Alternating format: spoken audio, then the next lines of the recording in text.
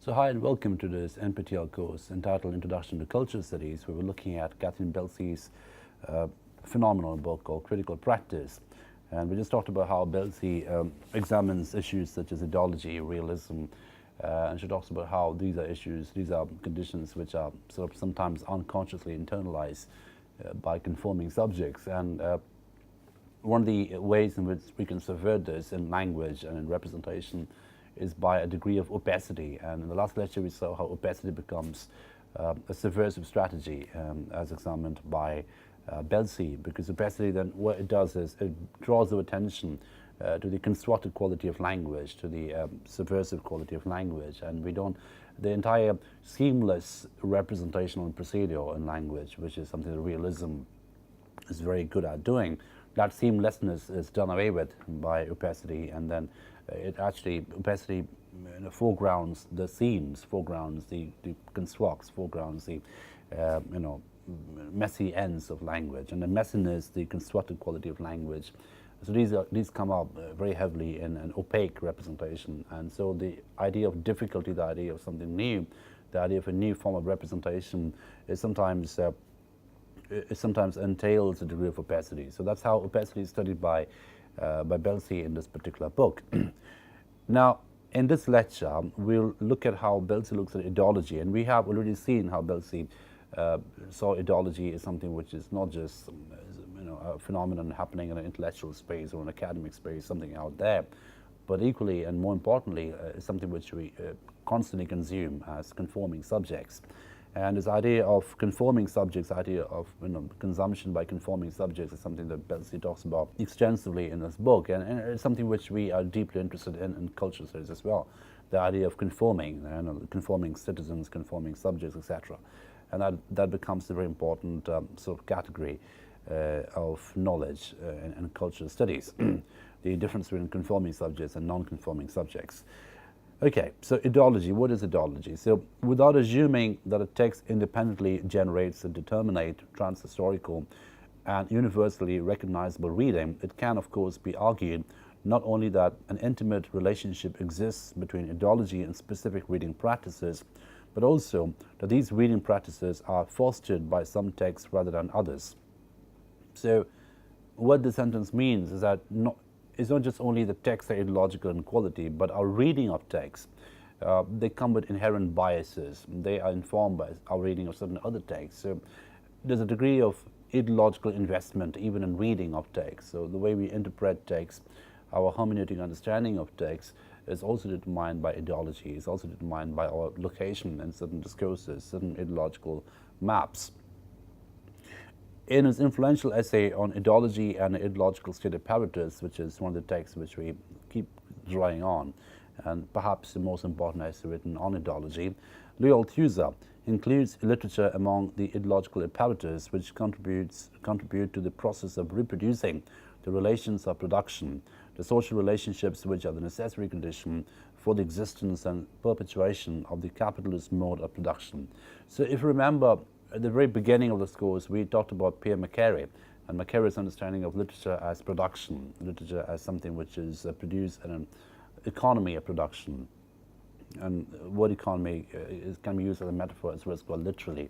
Now, Althusser says, the literature should be considered to be among the ideological apparatus which contribute to the process of reproducing the relation of production. So literature is very much a part of the process of production, and not just production, but reproduction, the relations of production, the social relationships which are the necessary condition for the existence and perpetuation of the capitalist mode of production. So literature is very much part of the narrative of production, which not just produces material things, but also produces the social things, the social conditions, which are required, which are necessary for the capitalist mode of production. So literature is very much an ideological object, an ideological subject, an ideological phenomenon. And in a reading a work of literature is also partaking of the ideological investment, the ideological construct that it contains. And obviously reading a work of literature is an experiential process. So ideology is experienced in reading of certain literary texts. So again, we're looking at the relationship, the combination of experientiality and textuality. So our reading of a certain text whether it's literature, whether it's religious text, whether it's any discursive text, well, every text is discursive, is also experiential in quality. That experientiality is entangled or combined with ideology. It's like a excellent combination, very complex combination of sensory processes as well as discursive processes, and obviously the borderlines between the two blur away oftentimes, and that's the whole point that Belsey is making over here. He does not, and this is Belsey talking about Althusser, and she goes on to say how Althusser talks about literature being an important product in the entire capitalist mode of production. He does not here develop the argument concerning literature, but in the context of his own concept of ideology, and also the work of Roland Barthes on literature and Jacques Lacan on psychoanalysis. It is possible to construct an account of some of the implications for critical theory and practice of Althusser's position. The argument is not only that literature represents the myths and imaginary versions of real social relationships which consider ideology, but also the classic realist fiction, the dominant literary form of the 19th century, and arguably the 20th, interpellates the reader, addresses itself to him or her directly, offering the reader as a place from which the text is most obviously intelligible, the position of the subject in ideology. So this particular word is very, very important for us. Interpellates or interpellation. Now, what is interpellation? And again, this is a term which was made famous by Althusser. So interpellation is a process through which a subject internalizes ideology, a subject consumes ideology, a subject appropriates ideology, becomes an ideological creature, an ideological subject. So interpellation is a process through which an ideology is appropriated, the process through which an ideology is internalized, and that's a very complex process. And again, it is an experiential process and also a discursive process, and oftentimes it operates simply by our reading of a certain text. So literature, according to Belsey, is an excellent example of interpellation. So if you read a literary text, then we are interpellated as conforming subjects.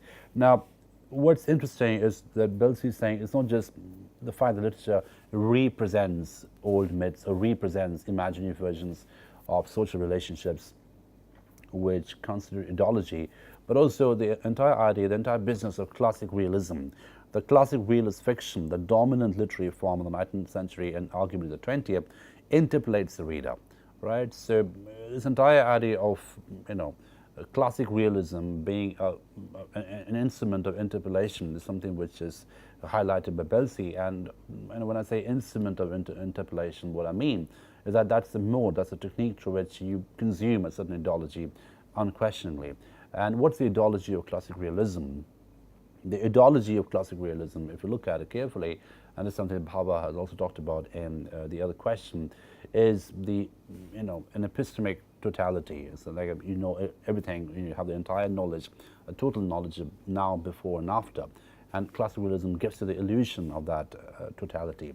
And it's a very handy form of narrative technique, especially when it comes to colonial conditions, especially when it comes to patriarchal narratives of gender identity. So when classic realism will fit in perfectly as a representational technique in any content, any grand narrative which appropriates or which aspires to appropriate totalitarian quality, totalizing quality, right? So this classic realism, the classic realist technique or classic realist fiction becomes a very important, a very effective instrument of interpellation.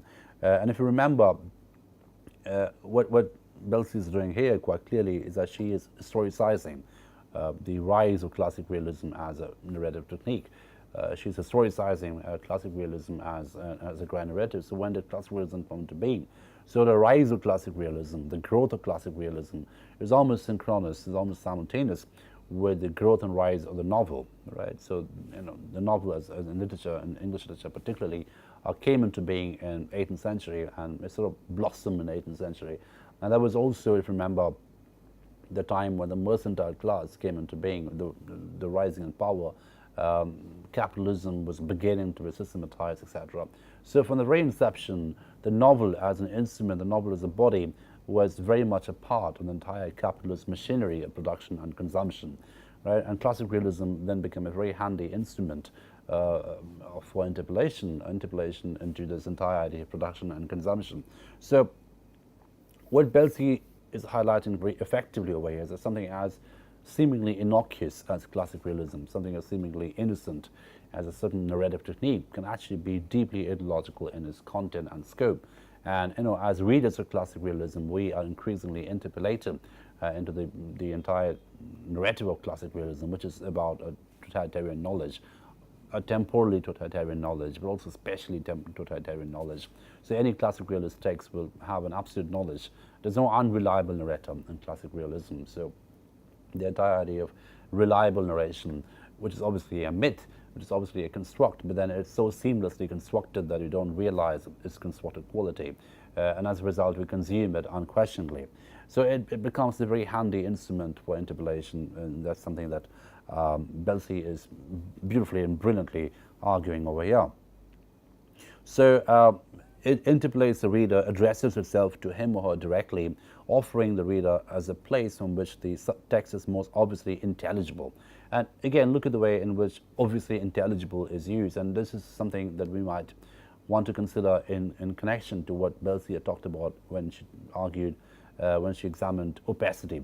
So when a text becomes obviously intelligible, so there are some obvious meanings which are, which are begging to be interpreted, which are begging to be read out of a text. Now, what does obvious meanings mean? What does obvious meanings do as semantic categories is that they do away with the marginal meanings, they do away with the alternative meanings, right? So a text then becomes only readable in a particular way. A text then becomes interpretable only in a particular way, and that kind of interpretation becomes the dominant interpretation of that text. So again, we're looking at a hierarchy of interpretation as well, and classic realism promotes certain kinds of interpretation.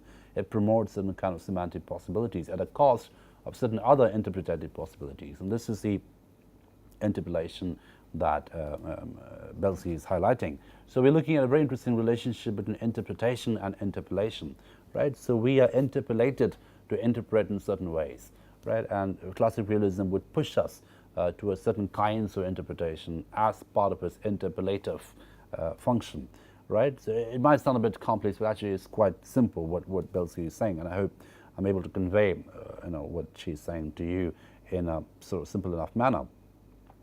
Now, it interpolates the reader, addresses itself to him or her directly, and offering the obviously intelligible positions on which the text can be read, the position of the subject in ideology, right? So the reader, when he or she is being interpolated to interpret in a certain way, becomes a conforming subject in ideology, right? So it becomes a consensual, conforming subject who reads a text in a particular way, depending on the ideological bias that has been conveyed by the classic realist technique. So this particular section is something that I find very compelling, because as students of literature, we need to be careful of the fact that literature too obviously is a very, very ideological instrument. Literature can be, I mean, I'm not just talking about explicitly propagandist literature, and that's easy to understand. When literature is used as a propaganda, it is obviously conveying a certain kind of political meaning at a very explicit, foregrounded level, but I'm not talking about that. What I'm talking about instead, what Belsey is talking about instead, is the implicit ideological character of literature.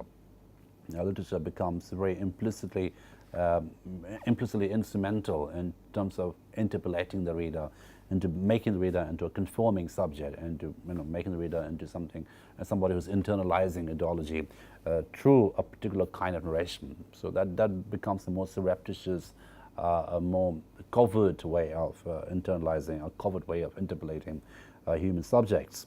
Okay. According to Althusser's reading and rereading of Marx, ideology is not simply a set of illusions, as a German ideology might appear to argue, but a range of representations, images, stories, myths concerning the real relations in which people live. So again, what Althusser is quite keen to convey, and what Belsey too is sort of drawing on at this particular point in time, is how ideology is not something which is operative only at an intellectual level, only at a level of illusions. It's not just sort of tricks which are out there to fool you or to internalize or to sort of hoodwink you or trick you at a rarefied intellectual level, but also it's something which happens in real life. It's something which happens in terms of the real relations which are established when people live. And the real relations shared with people, real economic relations, real financial relations, real biological relations real social and cultural relations which are shared by people. And our ideology is most heavily operative in those real relations. So ideology is a reality. Ideology is a set of real rituals which are covertly and sometimes overtly operative, and which are consumed and internalized by human subjects at different points of time in different degrees. And interpellation is a process through which one internalizes an ideology. Interpellation is a process through which one becomes a believer in ideology, oftentimes unconsciously, right? And obviously, the best ideologies would operate when they would make you unconscious, interpellators, unconscious subjects, unconscious conformists to certain ideological biases. Okay, but what is represented in ideology is not the system of the real relations which govern the existence of individuals, but the imaginary relation of those individuals to the real relations in which they live. In other words, ideology is both a real and an imaginary relation in the world. Real in that it is the way that people really live their relationships to social relations, which govern their existence, but imaginary in that it discourages a full understanding of these conditions of existence and the ways in which people are socially constituted within them. So we're looking at a very complex combination of reality and imagination. So ideology is real in as much as people really live in ideological situations, people really inhabit ideological conditions. It governs the way, it determines the way economic, biological, social, cultural, linguistic relations are established and re-established. So ideology is massively operative and massively present. It's a driving force, really, in those conditions of existence. But also, there's an imaginary quality about ideology which one must not lose sight of, and that is it discourages a full understanding of the real relations. So ideology is operating best when you do not have a full understanding of how it's actually working. So ideology can only work best when it effaces its working mechanism from the believer, from the subject, from the conforming creator, from the interpellated individual subscribing to that ideology. So again, we're looking at a combination of imaginary and real relationships at play over here. And the imaginary bit is the inability for the human subject to understand the real mechanism of ideology, and that's what makes it a bit nebulous and a bit vague and imaginary in quality. It doesn't expose its complete clinical production mechanism. So that therein it becomes a bit imaginary in quality. Therein it doesn't become something which can be really grappled as a text, as an experience. So it is always at a remove from understanding, from real understanding. So that's how ideology operates, and therein lies its imaginary quality as examined by Althusser and then over here by Belsey. Okay, so it is not therefore to be thought of as a system of ideas in people's heads, nor as an expression at a higher level of real material relationships, but as a necessary condition of action within the social formation. So ideology becomes a necessary condition of action within the social formation. So by condition of action, what Althusser means and what Belsey means by extension is that those discursive formations in a particular social condition and those experiential conditions within those social conditions. Althusser talks of ideology as a material practice in this sense. It exists in the behavior of people acting according to their beliefs. So the materiality of ideology lies in the action, lies in the way people act out ideology, how they enact ideology, how ideology is enacted in real spaces. Therein lies the materiality of ideology as examined by Althusser.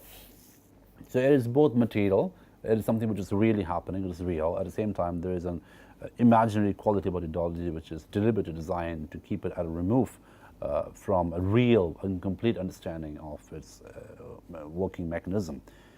Okay, so as a necessary condition of action, ideology resides in commonplaces and truisms. So, if you remember this very witty and banal example I gave you in the last lecture of the Slavoj Žižek interview, example in YouTube, which you can find, where he talks about in a lecture how ideology is operative even inside public toilets and bathrooms, and how even when you go to relieve yourself, you're still being interpolated, you're still internalizing certain ideologies as in terms of the functionality of it. And this is something that Belsey talks about here as well, and she says quite clearly ideology resides in commonplaces and truisms.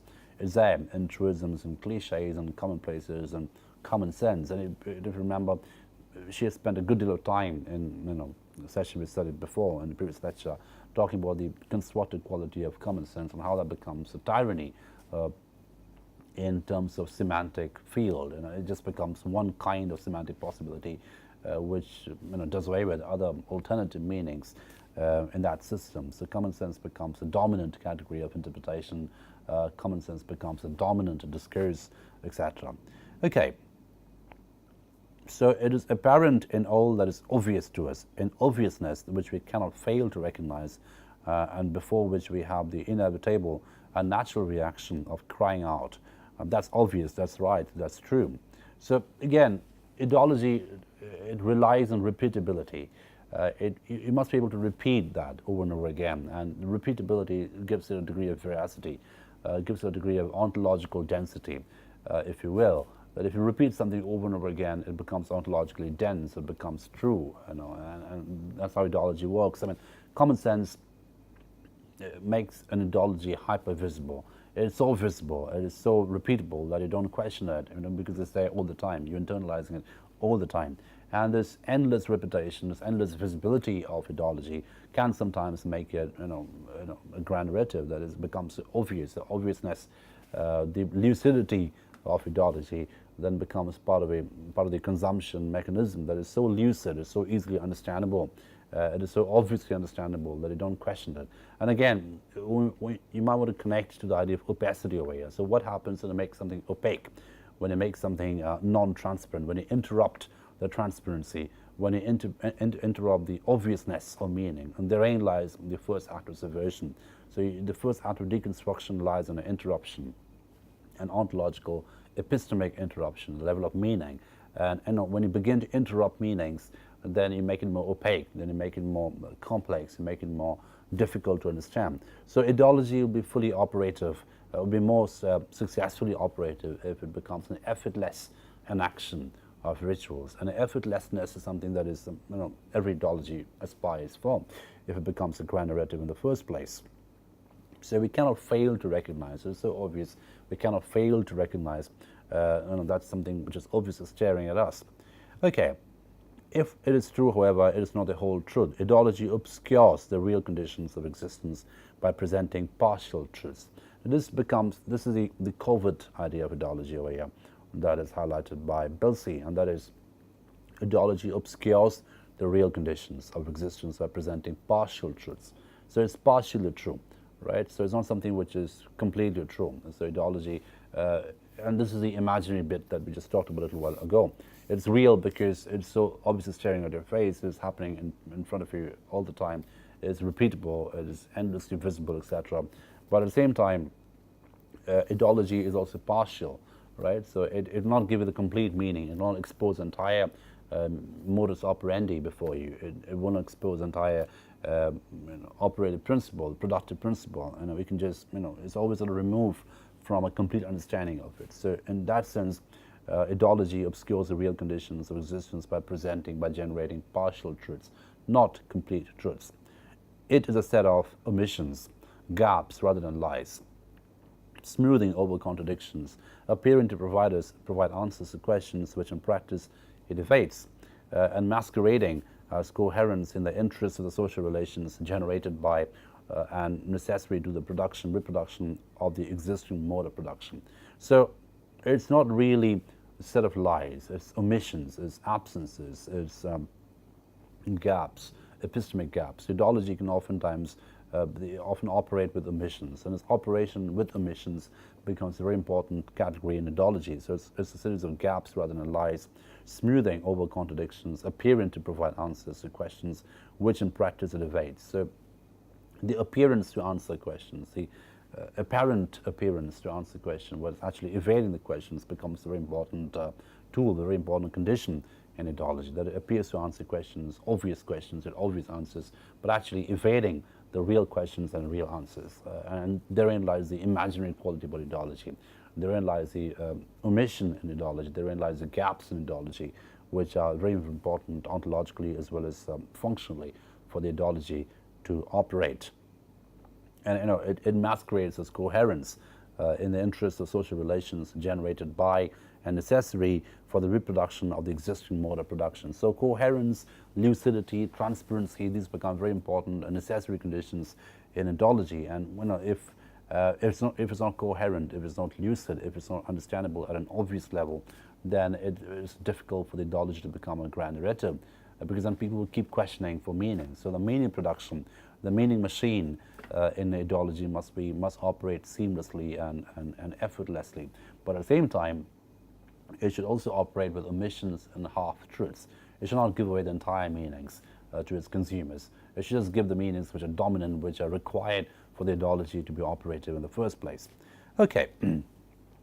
So as you can see, this is a very, very loaded and political definition of ideology that is offered by Althusser and is drawn on by Belsey over here in terms of how grand narratives are formed by ideological formations, and how human subjects become consumers in ideology. They become partakers of ideology at a semantic level.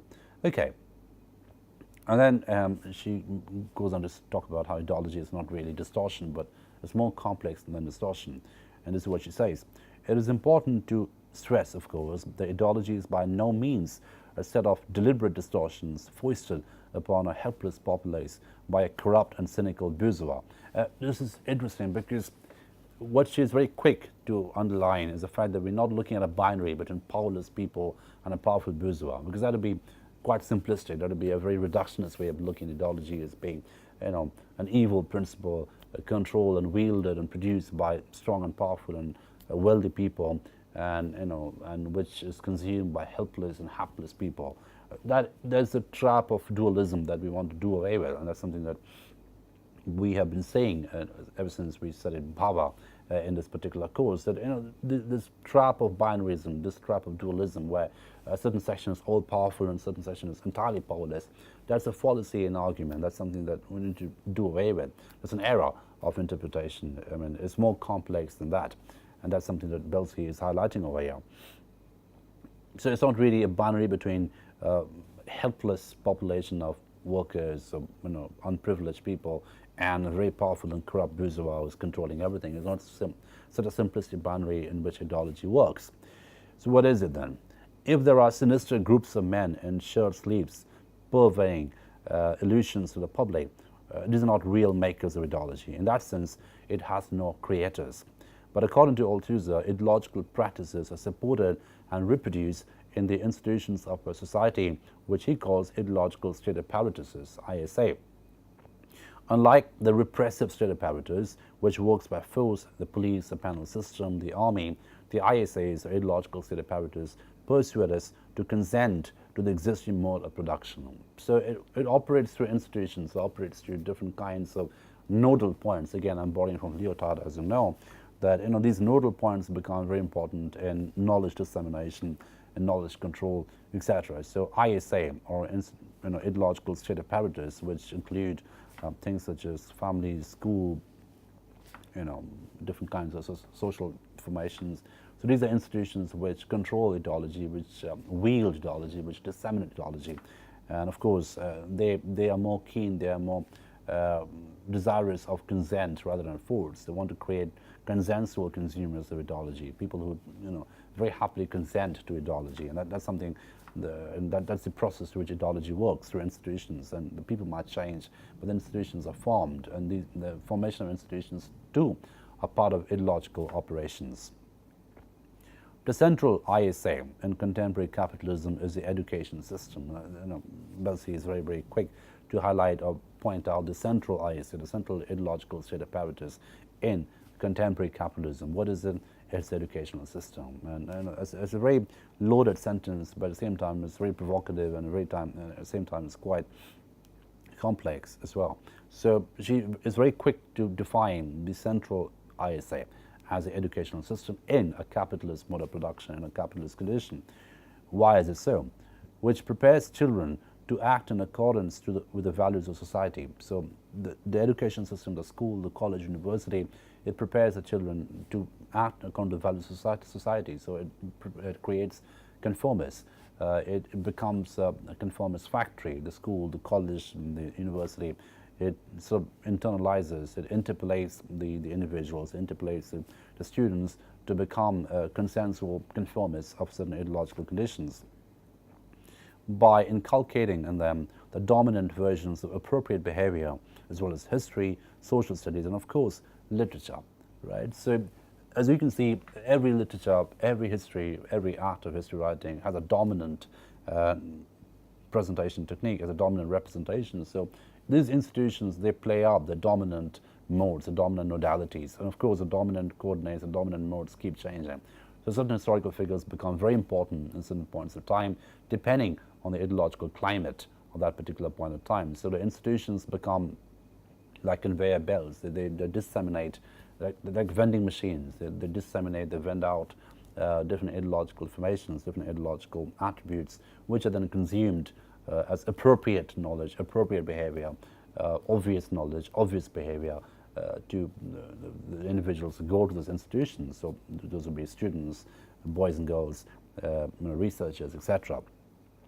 Now, interestingly, Belsey talks about history, social science studies, and of course literature.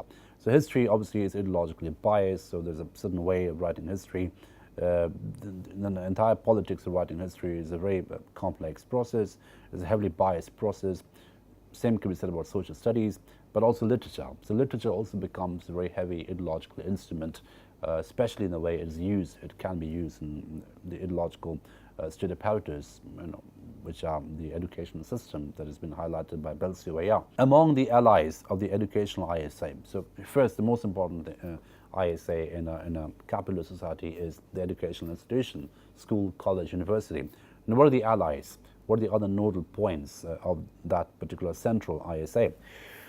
The family, the law, the media, and the arts, each helping to present, represent, and reproduce the myths and beliefs necessary to induce people to work within existing social formation. So, along with the central educational body, what else do we have? We have the family, we have, the arts, we have literature, we have different kinds of other systems. For instance, he talks about, school being a central system, but the media, the law, they all become equally important. So media, of course, is quite perhaps the most visible ISA around. We constantly consume media. So, the media could be print media, digital media, virtual media. So the way we consume, the way we negotiate with media, the way we navigate with media determines our interpolation, determines the extent, the degree of our interpolation. So media becomes a very important complicit component of the entire ISA package, the ideological state apparatus package, and Belsey is highlighting the central and peripheral ISA institutions, the ideological state apparatus institutions. So the education system being a key thing, being a key nodal point, but also there are other peripheral nodal points such as family, arts, media, law, which play equally important roles, equally instrumental roles in terms of looking at, in terms of representing and reproducing the myths and beliefs which are necessary to induce people to work within the existing social formation. In other words, the myths and belief systems which are required, which are necessary to create conforming subjects, to create conforming human subjects. And it becomes an entire nexus, an entire entanglement, an entire machinery which includes education system, but also media, law, family, arts together to produce this entire ISA factory, sort of the consent factory, which creates and generates and produces conforming subjects. Again, we're looking at production as an ideological function, right? So certain human subjects are produced out of these apparatus, out of these institutions, and that is something that is highlighted dramatically and very compellingly, I think, by Belsey. So we'll stop at this point in this lecture, and we'll just conclude with Catherine Belsey's book with another lecture in the next session. Thank you for your attention.